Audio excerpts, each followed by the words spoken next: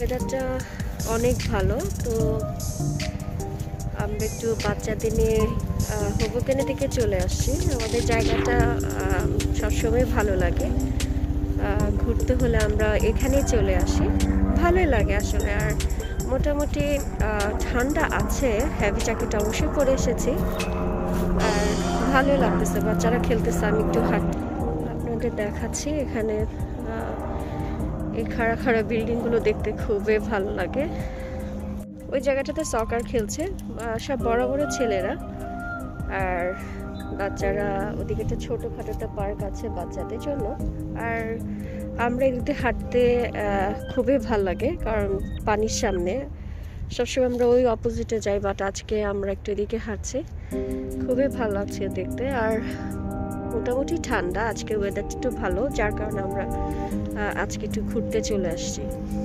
এটা হোবোকেনের দিকে, new jersey এবং নিউ ইয়র্কের ঠিক মাঝামাঝি একটা জায়গা। আর আমার হাজব্যান্ড বাচ্চারা তো খেলা শুরু করে দিয়েছে, তারা সকার খেলছে এখানে।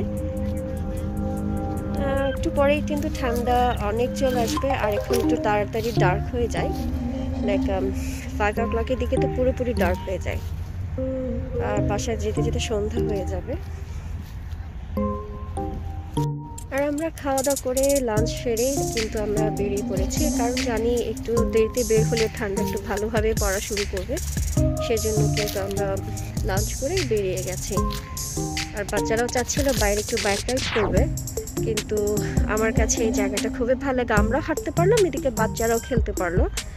তো দুদিকের জন্য চিন্তা করে আমি এই সাইডে চলে আসছি। আমার কাছে পাখিগুলো দেখছি, এত ভালো লাগছে, আলহামদুলিল্লাহ, কত সুন্দর লাগতেছে পাখিগুলোকে।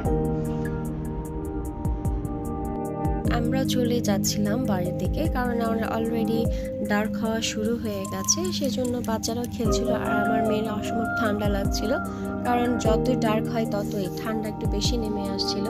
তো যার কারণে আমি নিজেই যাচ্ছিলাম আসলে চলে যাবো। আর আমি কথাটা কিন্তু বাসায় এসে রেকর্ড করছিলাম, কারণ ওখানে আর বেশিক্ষণ কথা বলার আমার সেটা ভালো লাগছিল না, আর বেশিক্ষণ ছিলাম না। তো আমরা রওনা দিয়ে দিয়েছি এখন বাসার দিকে।